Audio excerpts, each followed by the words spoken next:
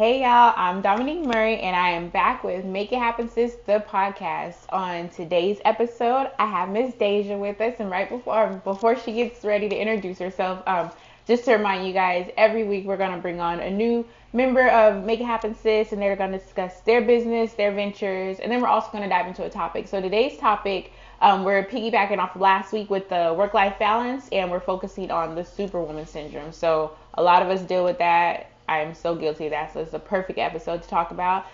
So we'll start. Deja, you just want to give us kind of like your elevator pitch? Like, what do you do? Go ahead. Yeah, so hey everybody, thank you for having me. I was really excited when you asked me to come on, and even the subject, I was like, yeah, timing is aligning. So hey, I'm Dasia. I am the founder of Black Birth Pro, so I'm a doula for anybody who's familiar with doulas, but I like to call myself a birth coach. Essentially, I just help women prepare for birth, so people who want to feel more confident and more empowered in their experience and who want to be in the driver's seat of what's happening in their pregnancy, during their birth, and really into postpartum and motherhood as a whole. And so when we talked about the subject of where that intersects with work-life balance and just the work that I do with mothers, I was like, yeah, we need to talk about it. We need to have a conversation. Definitely, definitely. So you want to kind of go into detail of how you got started? Yes, so like a lot of birth professionals, we get the spark from our own journey, so our own experience. So I was in the Air Force. I was all the way up in North Dakota. I always call it the frozen tundra. And I got pregnant probably like 4 months after getting married to my husband. And that was great. It was wonderful, kind of unplanned, but a very welcome thing. But quickly I was kind of like a lot of people, new moms, what am I supposed to do? Where do I start? Who do I call? And so I reached out to the OB clinic that was on base.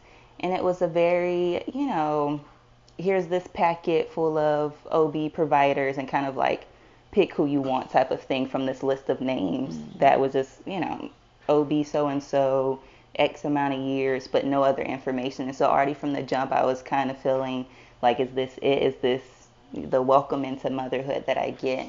And I kind of felt that gap in care and support from the onset through pregnancy. So I was seeing midwives when I went to the hospital, but it just always felt like just this quick, informal, let's get you out the door type of care. And so probably halfway into my pregnancy, I figured out what doulas were, and I figured out there was a local support group in my town. And so I joined that group. I prepared for my own birth experience. I learned about doula support and hired this lady on.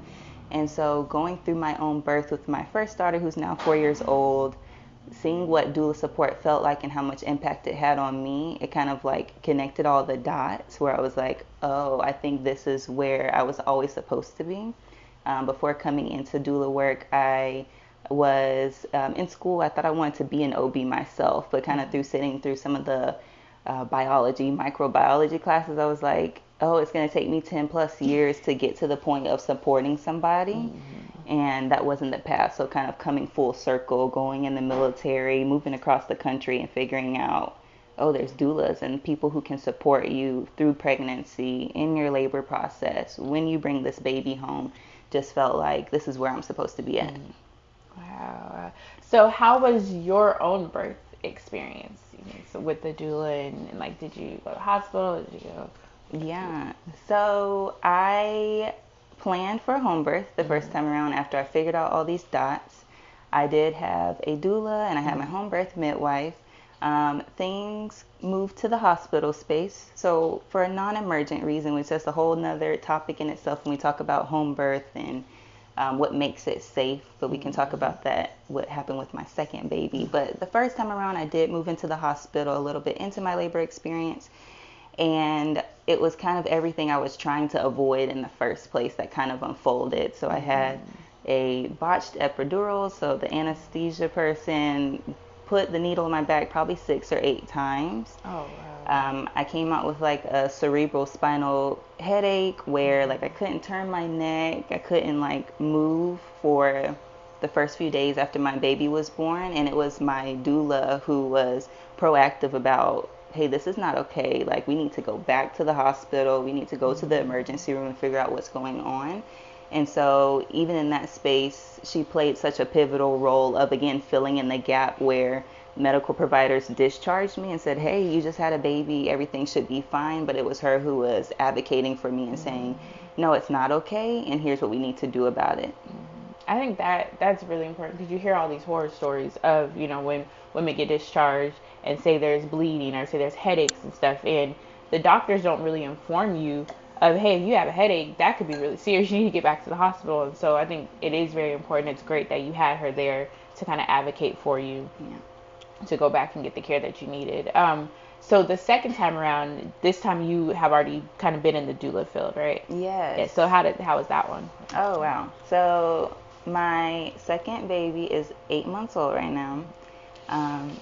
She's a little chunky baby. So the second time around, of course, at that point, I had been in doula work about 3 years at that point. And so I had supported all these families who, a lot of them had their own home birth experiences, some in the hospital space. And so I just had a lot of knowledge, of course. I had already had my first birth experience. I didn't let the first birth experience and moving into the hospital deter me from planning for a home birth again. So I planned for my home birth. I found my home birth midwife really early on. I got my doula again. Even though I'm a doula, I always say get a doula. And so everything was like textbook, straightforward, easy pregnancy. Everything was great. I went into labor on Halloween day. I was getting my hair braided while I was having contractions, and the braider, she was braiding so fast I could tell she was like, you are not about to have this baby, where you. And so everything went smooth. I went into labor like 5 p.m. on Halloween night. My husband got my daughter down. He was next to me. We called the doula. We called the midwife. They came. I labored through the night in my own bed and got to have my husband next to me, got to sleep through those contractions, got to have my midwife. She would sleep in the living room because everything was like so peaceful and calm.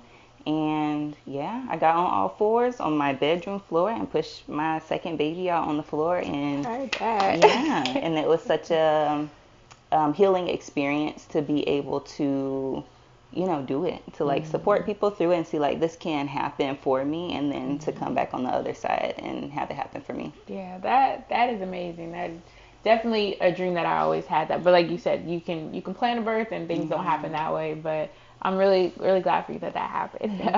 I do want to pivot a little bit. So with being a doula, what is your favorite part with caring for other women? Yeah, so I love the relief that comes for the family as a whole when I'm providing support. And so I'll talk a little bit more. So of course, for the mom, right, who's preparing for birth, and especially if they're a first-time mom and they're worried about a lot of times what to expect and the unknown of what's going to happen, what does it feel like, but also these maternal mortality statistics are the main thing that are being like pushed, and I'm not even going to repeat them because a lot of people are already hearing the same things over and over again about Black mothers dying and about Black babies passing away in the first year after birth.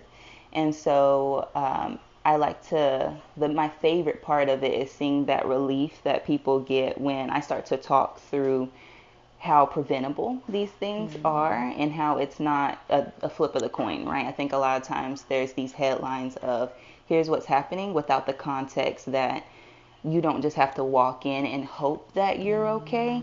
There are so many things that we can do, so many things that you can learn, so many ways that you can shape your experience so that doesn't have to be you, because these numbers are outrageous. But not from a biological standpoint where it's just, I'm a Black woman and so, this just might be my time type of thing. It's a lot of systemic things that are happening, like a lot of other systems, that lead to these statistics, that lead to these experiences. So I like to see the sigh of relief after I've like gone through preparation with people and really intensive work where they're like, oh, okay, I can really do this and I do have control of my experience, right? So not control of how your birth plays out to a T, but you have control of being in the driver's seat and not taking a back seat and letting the provider or auntie or mama say this is how it's supposed to be type of thing. I also like seeing that relief in the partner. So a lot of the husbands and the families that I support, are kind of like, okay, the pressure is not on me to be the only one here to support, her, or to give her that reassurance. And so they get that sigh of relief where a lot of times nobody's checking in with them and saying, how do you feel during this time when all of these things are unfolding and transformation is happening? They kind of have to put on the solid face that, I'm good. And I'm like, it's okay. I got you. I get it. I understand where that's at. And even older children, if there are older children who are like involved in the experience and they get to see, what happens when you're preparing for a baby and bringing this baby home and they're not as shocked, like, who's this little baby you brought home? Mm-hmm. I think when going back to what you were talking about with like the statistics and the media and stuff, and it's really frustrating. I feel like how the media does play a role in kind of these scare tactics, and then not giving you the context, not giving you the other side of it, how to prevent these things or how to advocate for yourself. And I know in my own personal experience, short funny story kind of. So we actually met via the internet a few years ago when I was pregnant with my daughter and I was looking for a doula, and we met, we talked, and I was trying to get my husband on board with it, and literally right when we were getting ready to bring you on, I had an emergency C-section, so we had to just go straight to the hospital. But I know I went into that with that same kind of like, okay, I might die. Like, this is just that real fear because I was a Black woman, because, I'm an older woman, like all these different things without all the context around it. And so I think that is so important. And the work that you guys do is just like, hats off to all doulas. And so I think that should be covered by insurance. But that's a whole nother topic. But, yeah, so kind of going in more to with what you do and stuff. So you also have a podcast as well, right? Can you tell us more about that? Yes. So I am the co-host of the Doula Road Trip podcast. So anybody who's kind of hearing a little bit about what I'm saying about doula work and kind of the way I support families, that podcast is like a living masterclass on a whole bunch of different topics covering doula work, from the actual hands-on support side to a lot of the business foundational things of how to make it sustainable, since the insurance piece comes up a lot where people are like, are you covered by insurance, and how do I and so that podcast is for anybody who's just curious about the work and what we do, or if you're interested in getting into the work and transitioning in or doing it, in the way that fits your lifestyle. The Doula Road Trip podcast is where we talk about that every single week. That I feel like it's so unique. Like, I've never heard of a podcast like that, and like how you said, it's just a master class, like free information, y'all. Like, y'all want to learn about it, definitely something to tap into. Yeah. So, thank you. So shifting gears a little bit to today's topic, which you said is about Superwoman Syndrome, work-life balance, battling that. And I thought that it was really unique having you come on because, we have you tell the story of how you gave birth, and like we automatically think like this Superwoman, like doing all these great things, and that's amazing, right? Like it is a great thing.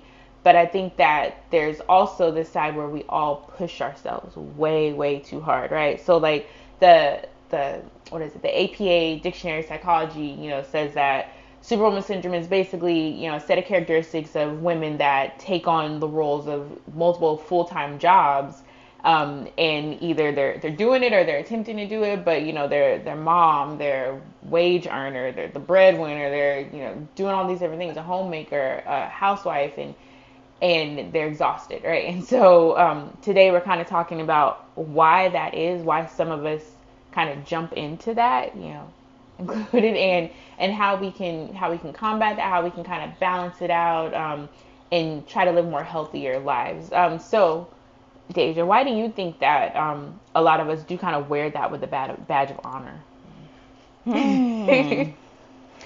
It's always going to come back to systems for me. That's always going to be a lot of my perspective on this particular topic of the intersection of like work-life balance and motherhood and how to show up in these different spaces. The system is not designed for these things to coexist in this way, right? So once we start talking about things like maternity leave, paid maternity leave, and paternity leave, it's not happening in a lot of workspaces. And so you can see in other countries, they have a lot of times a year to be with their children, because it's not just these first 6 weeks that we're sold that, go home and be with your baby, and then you're supposed to get back to it. That first year is a lot with, everything that comes up with not just the baby, milestones and teething, and they're moving around, but with the woman in this kind of transformation from maiden to mother, especially for first-time moms, where that conversation is not talked about a lot, that it's almost like adolescence all over again, where you're learning not just this child, but this is a whole different space. And so the systems are not set up to support this transition. And so you're just like reintegrated back into whatever you're supposed to be doing, whether that's going back to work, caring for the older children, showing up in whatever ways in community, whatever those things are. There's not room for that transition to happen and to give space to process. How do you actually feel about that? What other support do you need? Where are the gaps that need to be plugged in so that you're ready? It's here's this baby, and then let's get back to it. So the systems are not set up to support mothers to do it all. And so it kind of starts with the system problem. And so a lot of times I don't like to blame moms for doing it all and wanting to do it all, because it's almost like, what's the alternative sometimes if you have, say, a mother who has to go back to work? Like, I don't have a choice. If I don't have, this maternity leave and it's not paid, like, I don't have a choice. I have to go back to work. And so a lot of times I like to look at it from that lens and tell moms, you're not failing, right? And to not put that blame on yourself when the system wasn't set up to support us. I agree, and I like that you pointed that out. And it's also, it makes me think of, moms who say they do take, more time off, and then, and say it is covered, military, you get like 12 weeks now, I think, but what is the sacrifice on the other end?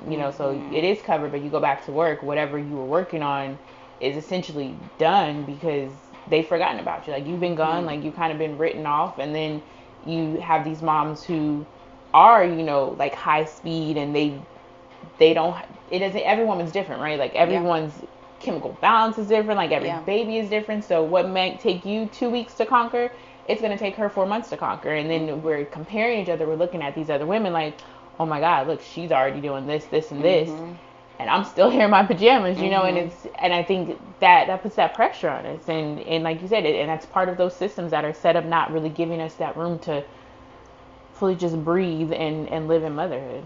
I love that you said that part, the comparison piece of it, right?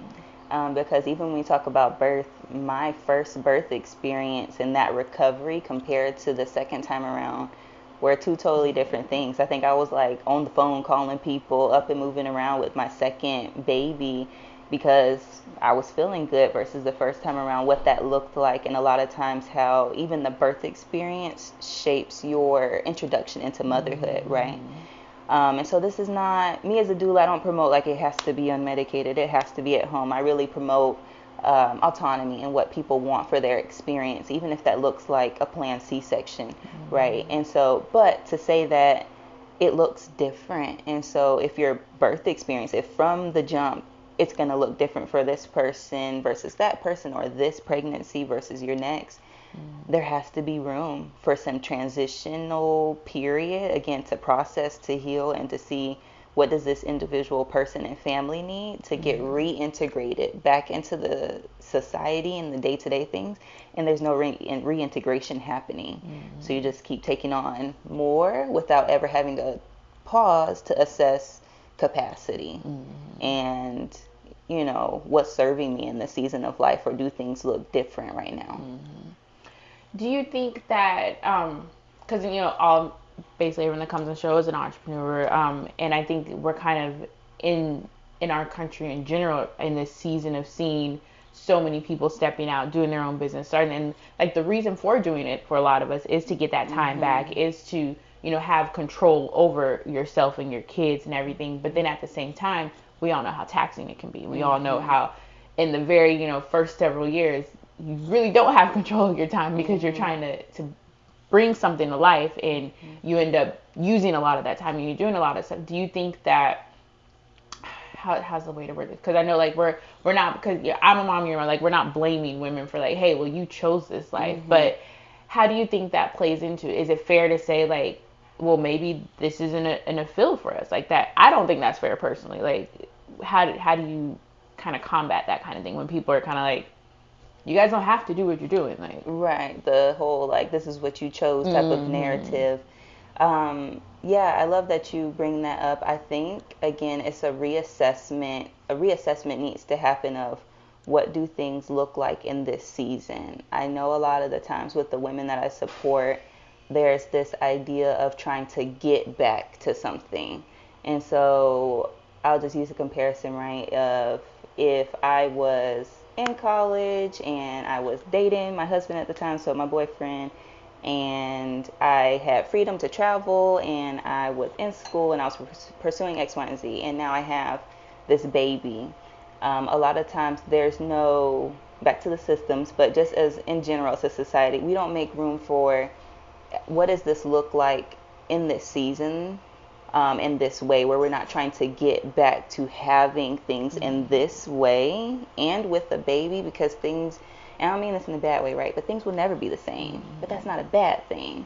And so we don't usually make room for the transitional phase to say, what do things look like right now? It's this like constant race to get back to the body you had, the energy you used to have, the time you used to have.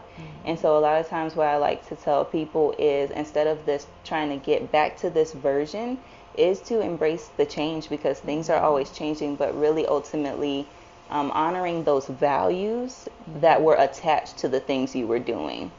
And so what that might look like, I know for me, so anybody who is like a real fitness person, like to be in the gym or working out, once I had my kids, it was just, again, like, okay, how does this fit into mom life, being at home with them? And so I used to, with my first daughter, beat myself up like, oh, I'm not in the gym and I'm not lifting weights again, when my stomach and core weren't healed up to do that. So instead of this like getting back to this body or the way I used to be in the gym lifting X amount of weights, I had to honor the value that was attached to that, which is wellness. And so it looked like, what does wellness look like right now? And I think a lot of us don't sit and don't have the space or have somebody asking us, what does it look like for you right now to honor that value? Not to try to get back to what things exactly were in that same routine and lifestyle, but was the value independence? Was it flexibility? Was it community, right? In motherhood, a lot of people are alone. They got kids around and maybe like dropping them off at school and you're saying hey to somebody along the way, but you know, going to the club or going on vacations, whatever you were doing before that you're trying to get back to, but there's no room for it. It's, can we honor the value that was attached to the core value, which sometimes was community? And like, well, what does community look like right now? And so in entrepreneurship, maybe it looked a certain way before. I am nobody to say you need to like let go of anything because you're a mother. I look at like, how do we fully embody who you are? So what does that look like now in motherhood versus saying, well, you chose this, right? You wanted to have these kids, and so go have these kids type of thing. It's like, no, how do we cultivate life in a way that supports this season? I absolutely love that, with, you know, thinking of it as what were the values, what were you trying to accomplish in that sense. Because I know for me personally, that's kind of something that I struggle with, is looking at what things were before and like, oh my goodness, I'm not lifting the way I used to lift, or like, oh my goodness, I'm not doing this, or my schedule isn't, you know, strategic like this. And for me, you know, it changed with the amount of kids. Like the first kid, I was kind of able to jump back to a lot of stuff, and everybody's different, right? And then the second kid came along and it was like, okay, I'm in a whole completely different season, you know, my family dynamics are different. And so I think that just putting it in that kind of context, like, what is the value? Like, what do you, like, that makes a huge difference. And, you know, that translates into entrepreneurship as well, because many of us, the value that we're looking for is that independence, you know, is community in a lot of sense, is, you know, just doing something productive outside of motherhood. And that can look a multitude of ways, and we don't have to compare ourselves to, you know, some high-tech startup that shoot, you know, just different types of your path can move a lot slower, and that's perfectly fine. thinking of Superwoman Syndrome kind of as a whole, and for me, I know I kind of it's very similar to like this idea of like the strong black woman when you're thinking of women of color. And again, I feel like that's another badge that some of us wear with honor, right? So like, why is that? Like, why are you familiar, with the strong black woman? Like, what are your thoughts on that? And she's like, girl, you ain't gonna tell me. And yeah, even before I answer that, I always like to always tell people I'm in a constant state of embodying even the things that I share, where you don't reach a point of like, oh, okay, I figured it out type of thing, right? So I'm in a constant state of embodying some of the things that I talk about with the people I support. But yeah, I know that firsthand, that feeling of trying to be and do it all and then wear it as a badge of honor. I like to tell people a lot of times that motherhood doesn't have to equal martyrdom, right? Or that trying to do it all and have this, superwoman, strong black woman complex. Ultimately, the truth is, doesn't get you like a reward at the end of the day. Not at all. At the end of the day, there's nobody who's giving you the cookie or the trophy to say, or the pat on the back of like, you did it all today, or you did it all this week, or you're exhausted and you're tired, and whatever a number of things are at the end of it. But there's often not a true reward once you get to whatever point you were running to get to. But a lot of us saw it being done. Back to your point of like, where is this coming from? A lot of it is just what we saw happening, right? I don't know how many people are having conversations in adulthood with like their mother to say, like a real conversation of like, on a human level, what was that like for you? Or like, as a woman, what was that like for you? Not as my mother, where you tell me it was worth it and you're kind of looking in hindsight 2020. And what I like to call it is like gramnesia, when mom comes in with the grandbabies and like, no girl, like it's da da da da, it's easy, it'll go past. It's the gramnesia. You remember. Because it's like that was 20, 30 years ago that they were in the thick of it. And so I think for all of us, at anything in life, when you're in the thick of something, you can clearly see the issues, the problems, what needs, something to be done about it. And then when you're removed from it, you don't see that in the same way. But yeah, a lot of people, I'm like, that conversation should be had of asking mom, what was that like for you as a woman to be doing it all, and just have the expectation, because a lot of times it's just what we saw. And so it wasn't question about what do we do differently, or right, that's what's starting to happen. People are starting to question it now, which is why we're having these conversations where it's like, I'm not happy with this and I want to do it differently, but I'm not sure what that looks like, and I don't have anybody to talk to about it, right? I see a lot of people who I support on the doula side of things who are so overwhelmed with motherhood, they don't have the village around that people told them that they were going to have, and they get the pat on the back, mom, motherhood is hard, you got this, be strong type of thing, and it's like, no, I need help. And so, yeah, just to answer your question, it's what we saw, and a lot of people are trying to now at this point unlearn things that don't serve them, but also figure out, well, what does it look like then? Yeah, and I like that you bring that up, because I feel like that is kind of where a lot of us are at now. It's like we want these things, but the paths that we're taking, it's like, okay, this isn't bringing me the happiness, or this isn't giving me the peace that I'm working so hard for. And so with that, like you said, so what are some tips you have for women kind of in there doing it all, trying to figure out this whole work-life family balance thing? What do you tell them? What do you tell your ladies? Yeah, so it really comes down to a pause, which is what a lot of us have a hard time doing, right? When it's like to slow down enough to take an assessment of what's happening in life. And it's that core value piece. So that's free game that anybody can take. I feel like that puts a lot in perspective for people when it comes to what's currently happening right now, what feels like overwhelming and like it's not working. What are you trying to like get to? What's that ultimate thing that I feel like all of us are like in this, like we're running to get somewhere, whether that's the business goal or the, life, motherhood goal, whatever it is. Like we're constantly running to get to places that sometimes we're sitting in what we were trying to work towards, and then we're not even enjoying it. We're not enjoying it. We're not happy about it. We're not celebrating it, because it's really about the journey, but we struggle so much along the way that now we're at the destination and it's still not a fulfillment.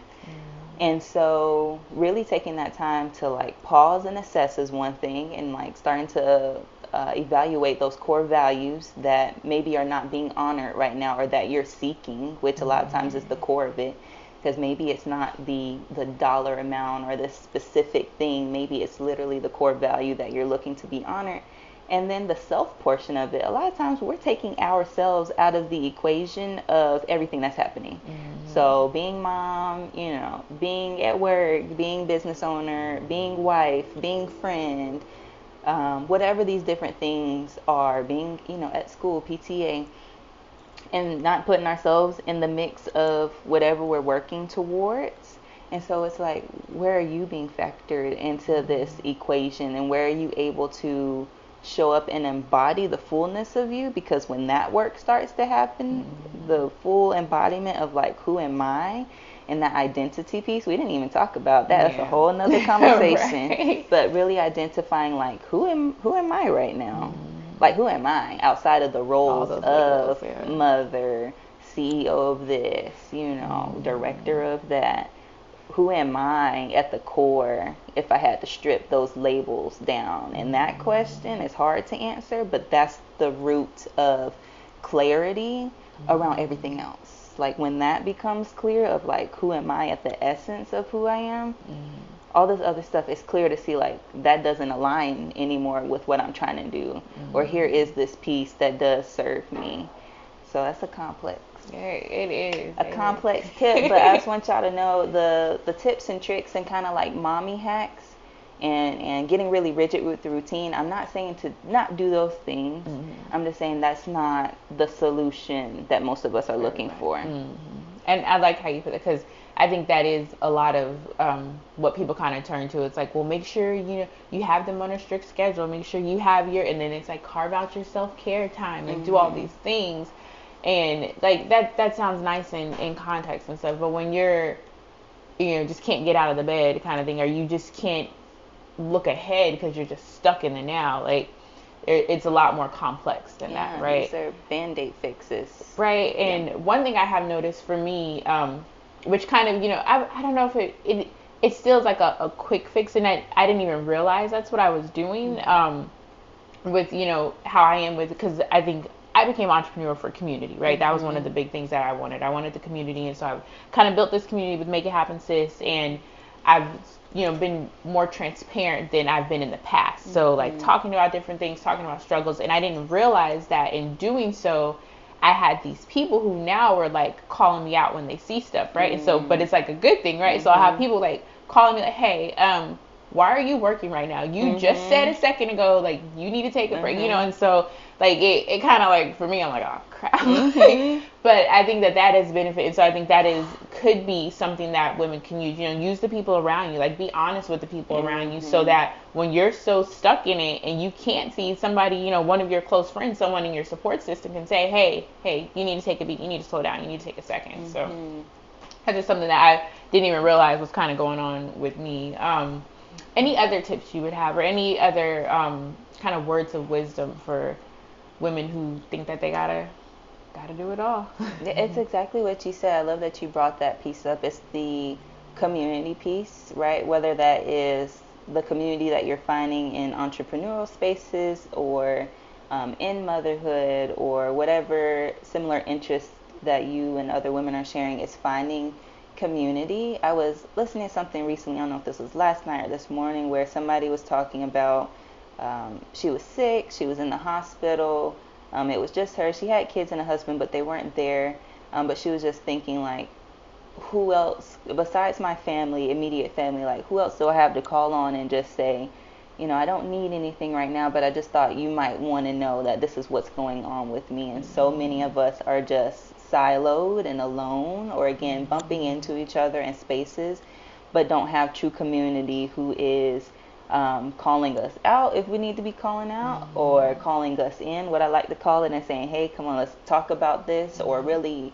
checking on us and being proactive in that, and not, 6 months down the line, you're like, oh, here's all the things that I was dealing with, but people who are in it with us and who are trying to forge a different path as well. So that community piece is something that I'm always going to talk about. Not doing it alone. Don't figure it out alone. Yeah.